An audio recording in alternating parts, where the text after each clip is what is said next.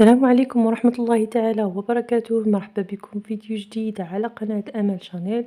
نتمنى تكونوا كاملين بخير وعلى خير وفي تمام الصحة والعافية. اليوم إن شاء الله غادي نشارك معكم طريقة تحضير عقدة اللوز المعتمدة عندي في الطلبيات ديال حلويات اللوز. طريقة اللي هي سهلة ومبسطة بطبيعة الحال. الشرح اللي غادي يكون واضح إن شاء الله. نتمنى أن الفيديو ينال الإعجاب ديالكم. ندوزو باش نتعرفوا على المكونات وطريقة التحضير. بسم الله على بركه الله. فاول حاجه غادي نحتاجوها هنايا عندي كيلو ديال اللوز. هذا الرومي اللي كيكون مكركب على هذا الشكل. غادي ناخذ هكايا الماء، فما غاديش نغسلوا اللوز ديالنا حتى غيكون عندنا واحد الطنجره هكايا ديال الطنجره نديروا فيها الماء يغلى، يعني حتى يغلى الماء ديالنا عاد ناخذوا اللوز على هذا الشكل ونبداو نغسلوا فيه.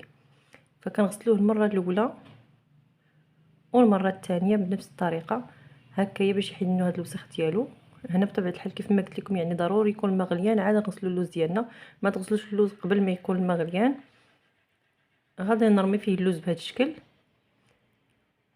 نحركو هكايا غير مره غادي نتسناو اللوز ديالنا حتى يطلع هكايا فوق الطنجره، يعني ما تخليوش انه الماء يغلى لكم على اللوز، فقط انه يطلع هكايا الفوق وكتقلبوه بهذه الطريقه كتشوفوا بان اللوز راه كيتفسخ وكنحيدوه. ما تخليوش نهائيا حتى يغلى عليه الماء لانه غادي يشرب لكم اللوز الماء بزاف بهذا الشكل هذا. ومن بعد فغادي نصفيوه هكايا بسرعه. غادي ناخذ هكايا واحد الزيف ديال الكوزينه او واحد المنديل ديال المطبخ ونحاولوا اننا نفركوا اللوز ديالنا بحال الطريقه اللي كنفركوا بها الحمص. هكايا نبقى نفرك فيه. راه كيكون سخون ولكن غير ديروا شي زيف هكا اللي يكون غليظ وبقاو تفركوا فيه بشويه بشويه. هاد الطريقه كتجي سهله عوض انكم تفركوا اللوز ديالكم يعني بالحبه بالحبه. هنايا بعد ما كنحلوه فكتكون شي حبات باقي فيهم هكا القشره ديالهم، حاولوا انكم تفركوهم بوحده بوحده بهذا الشكل. المهم هو ان الاغلبيه ديال اللوز يعني ديال الحبات ديال اللوز كيكون انه تفركوا وحيدوا من القشره ديالهم بهذا الشكل. غادي نستمر يعني نحل هذوك الحبات ديال اللوز اللي مازال فيهم القشره حتى نكمل يعني الكميه كلها اللي عندي. هنا بعد ما كملتهم فكناخذ واحد الطبسيل هكايا راه معروف يعني اي دار مغربيه فيها الطبسيل، وكنسف بهذا الشكل. اللي ما عندوش فتقدروا انكم ديروا هكايا في بانيو حتى هو ديال الكوزينه بهذا الشكل. كنحاول انني نسفهم. هنايا الا بقات لينا هكايا شي حبه ما منقياش كنقيها. تيكون هذه هي النتيجه ديالنا بعد ما فركنا اللوز ديالنا. غادي نجمعوه هنايا في البلاستيكه بهذه الطريقه اللي قلت لكم، يعني الطريقه ديال التفسخ. فما تحتاجوش انكم تخليو اللوز ديالكم يبات ليله كامله، يكفي انكم تتبعوا الطريقه كيف ما قلت لكم وغادي تطحنوا اللوز ديالكم يعني في ديك الساعه، ما تحتاجوش انكم تبيتوه. هنايا بالنسبه للمكونات فانا فركت هنايا 2 كيلو ديال اللوز. غادي ناخذ هنايا لكل كيلو ديال اللوز 2 معالق كبار ديال الكونفيتير ديال المشماش، هذا ديال الدار يعني مصايباه، و2 معالق ديال الماء ديال الزهر. غادي تشوفوا هنا الكميه مضاعفه كيف ما قلت لكم. راه عندي هنايا 2 كيلو ديال اللوز. هنايا خلطتهم في هاد الطاسه هكايا وغادي نديهم هكايا باش نطحنهم على برا. بالنسبه لهنايا للسنيده كيف ما كتشوفوا راني خديت السنيده غير من الحانوت، يعني كل كيلو ديال اللوز فكندير ليه 450 غرام ديال السنيده، 2 معالق ديال الكونفيتير و2 معالق ديال الماء ديال الزهر. هنايا درت دار ليا هكايا اللوز مع الكونفيتير مع السنيده وطحنت كلشي مزيان. كيف ما شفتوا راه كيحرك اللوز مره حتى نحصلوا على هذه النتيجه على هذا الشكل. هنايا فغادي نحيد هدايا غادي يجمع ليا اللوز ديالي. كيف ما شفتوا راه اللوز تجمع وتيبان لكم بانه طلق الزيت ديالو. هنا بعد ما طحنته مزيان فضروري كنخليه يبات ليله كامله لانه اللوز ديالنا كيكون سخون مزيان، يعني كيكون سخون بزاف، فما نقدرش انني ندلكو ديك الساعه لانه ما غيشربش واحد الكميه كبيره ديال الماء الزهر. هنايا خديت واحد الكاسرونه درت فيها 50 غرام ديال الزبده سبيسيال، كاس ديال الماء الزهر. هنا ندوب الزبده حتى رجعت هكايا نوازيط، غنخليها على جنب تبرد. وغادي ناخذ هذاك الكيلو ديال اللوز فغادي نحاول انني نحلو بهذا الشكل. نحاول انني نحل هذه العقده بهذا الشكل، يعني نحلها نفكها هكا من بعضياتها لانها كتكون هكا معلكه وشاده في بعضياتها. غادي نرش غير شي شط ديال الماء الزهر وكندلك بطبيعه الحال على هذا الشكل هذا، يعني غير بشويه بشويه. هي كتكون شويه صعيبه لانها كتكون بارده فكتاخذ الوقت شويه هكا باش نحلوها، ولكن كتعطي نتيجه اللي هي رائعه في الاخير. كنرش رشيشه ديال الزهر كيف ما شفتوا وكنحاول ندلك، يعني الدلك ديما كيكون فيه كيف العقده ديال اللوز اكثر من الماء الزهر بهذا الشكل هذا.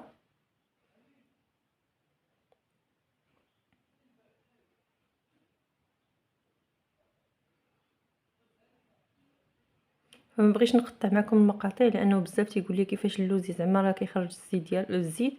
هو اللوز راه كيخرج الزيت، غادي تشوفوا معايا هكايا في الفيديو. ما بغيتش نقص يعني اي مقطع، حاولت اني نقطع من المقاطع الاخرين، لكن في هذه الوقيته اللي كنت كندلك العقده حاولت اني نخلي المقطع يعني كامل باش تشوفوا الناس اللي كيقولوا بانه اللوز يعني ما كيخرجش الزيت. غادي تشوفوا بشويه بشويه هنايا راه كيبان لكم بانه الزيت بدا كيخرج. هو الزيت يعني حاجه كيف ما كنقولوا مزيانه هكايا اللي خرج لنا في العقده ديال اللوز. كنضمنوا بان كتكون عندنا واحد العقده اللي هي معلكه ورطبه، وحتى في الطياب ديالها كتجي زوينه بزاف. يعني واخا تحمروا العقده ديالكم او الحلوه ديالكم كتبقى رطبه ومعلكه.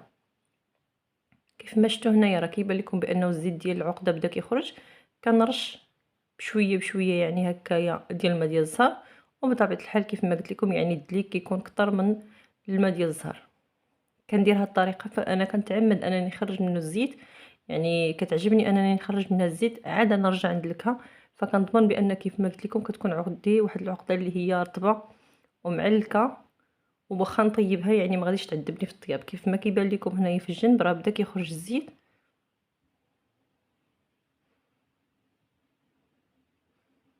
هو راه الزيت ديال اللوز كيف ما قلت لكم. غادي نستمر هكايا في الدليك، يعني نرش مره رشيشه ديال الزهر وندلك بطبيعه الحال. فغنخليكم مع الفيديو، هو كيوضح يعني الصوره اكثر من الشرح ديالي، ونرجع لكم ان شاء الله من بعد.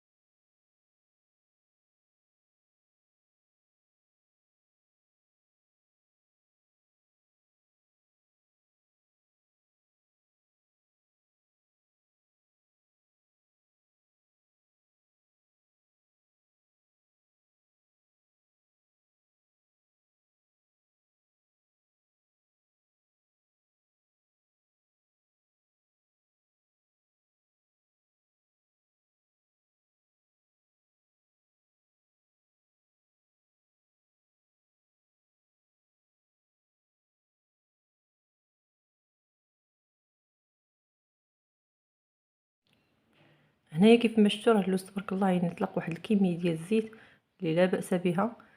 بالنسبه للبنات اللي كيوقع عليهم نفس المشكل يعني كيطيحوا في هذا المشكل، انا بالنسبه ليا ماشي مشكل، يعني كنفرح فاش كيخرج لي الزيت هكايا من العقده. كيوقعوا في هذا المشكل كيف ما قلت لكم غترشوا غير شيشه ديال الزهر وكتبقاو تدلكوا، يعني كتعطوه هاد الدليك مزيان. راه الا ما حسيتوش براسكم سخفتوا نتوما كتدلكوا العقده ديال اللوز، راه عارفين العقده ديال اللوز راه ما وجداتش، يعني راه كتاخذ واحد الوقت وبطبيعه الحال كتاخذ حتى المجهود. يعني ماشي سهله باش ترجعي فيها الزيت ترجعي ليها، كياخذ شويه الوقت وكياخذ المجهود، ولكن كيف ما قلت لكم النتيجه كتكون رائعه لا في الاخير يعني ديال العقده. وبطبيعه الحال حتى في الحلوه فاش كطيب كتجي زوينه بزاف. كندلك كيف ما قلت لكم بهذه الطريقه، يعني غير عطوها الدليك، دلكوا ما امكن ورشيشات كيف ما قلت لكم ديال الزهر باش ما تجرش لكم العقده ديالكم وتعطيكم النتيجه اللي بغيتو في الاخير. غادي نستمر بحال ما هكايا، يعني راه غير بشويه بشويه كنحاول ان نرجع الزيت للعقده وكندلك في نفس الوقت كيف ما قلت لكم رشيشات هكايا ديال الزهر وكندلك. يعني نستمر بنفس الكيفيه حتى ترجع لي الزيت للعقده وتولي هكايا طريه ومعلكه وكتعطي الطوع، يعني كيف ما كتشكليها كتعطيكي الطوع.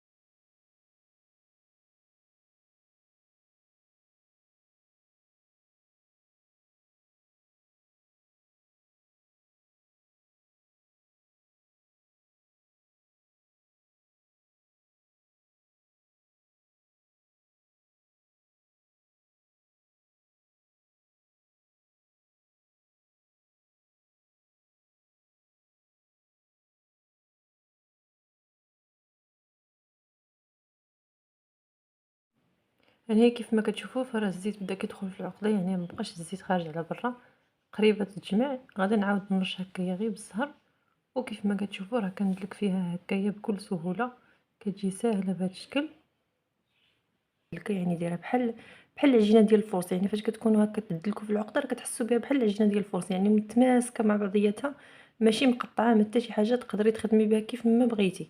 كيف ما شفتوا راه كندلكها يعني هنايا بطريقه عاديه بحال كتدلكوا العجينه، يعني كتحسي بها رطبه، كتعطي الطوع في الدليك وفي كلشي، وفي نفس الوقت كيف ما شفتوا راه ما كتلصقش هكايا في المكان ديال العمل، يعني راه ماشي جاريه، معلكه وشاده في راسها في نفس الوقت. كيف ما شفتوا هذا هو القوام ديالها كيف ما كيبان لكم، يعني بعد الدليك يعني راه كتدلكوها مزيان، كتعطيكم هذا القوام ديالها. هنايا راه مازال ما زدناش لها الزبده، وكيف ما شفتوا راه هي معلكه ورطبه بهذا الشكل هذا. هنايا في هذه المرحله ها نتوما غتشوفوا باننا نحرب العجينه، يعني هاد العقده راه مازال ما زدتلهاش الزبده. هنا غادي نضيف لها ديك 50 غرام ديال الزبده سبيسيال، يعني على شكل نوازيط، كتعطيها المذاق وكتجي هكايا بنينه بالزبده، يعني الا ضفتوها في الاخير فكيبقى داك المذاق ديال الزبده مركز لكم في العقده ديالكم، كتجي لذيذه بواحد الشكل اللي هو يعني عجيب. جربوها بهذه الطريقه، نتمنى انها تنال الاعجاب ديالكم. انا غادي نحاول انني ندخل هذيك الزبده في العقده غير بشويه بشويه، ما تحاولوش انكم تدلكوها هكايا بجد، لان الزبده بحال كتخرج منها، يعني بحال كتقدر تلاح لكم هكايا، غير بشويه بشويه حتى تدخلوا في هذيك الزبده. هنا كنعاون بهاد السباتيل هكايا بهذا الشكل، وكندلك غير بشويه بشويه. هنايا بالنسبه للدليك يعني كيكون صافي، راه خدات حقها في الدليك، باش يبقى فيها داك المذاق ديال الزبده ما ندلكوهاش بزاف بزاف، يعني يكفي انكم تجمعوها بهذا الشكل، غير تدخلوا الزبده فيها مزيان وراه كتكون العقده ديالكم واجده بهذا الشكل هذا كيف ما شفتوا. يعني تقدري تشكلي منها اي حاجه بغيتي، ما كتلصقش، العقده مطحونه مزيان كيف ما كيبان لكم، يعني ما فيها لا حبيبات لا حتى شي حاجه، رطبه بهذا الشكل. وهنايا فغادي نخليكم ان شاء الله مع الشكل النهائي. بطبيعه الحال هنايا فغادي نشكل معكم واحد هكايا بالوريضات كيف ما شفتوا في هذا المول ديال السيليكون، كيف ما شفتوا يدير فيهم الزيت، جا شويه صعيب هكا باش نخرجوا. وهنايا فكان هذا هو الشكل النهائي ديال العقده ديال اللوز اللي حضرت معكم اليوم. كتجي كيف ما شفتوا عقده اللي هي معلكه رطبه، يعني ما فيهاش الحبيبات، كتجي رائعه، تقدروا تشكلوا بها جميع انواع حلويات اللوز. نتمنى ان الفيديو ينال الاعجاب ديالكم. نتلاقاو في فيديو قادم بحول الله، والسلام عليكم ورحمه الله تعالى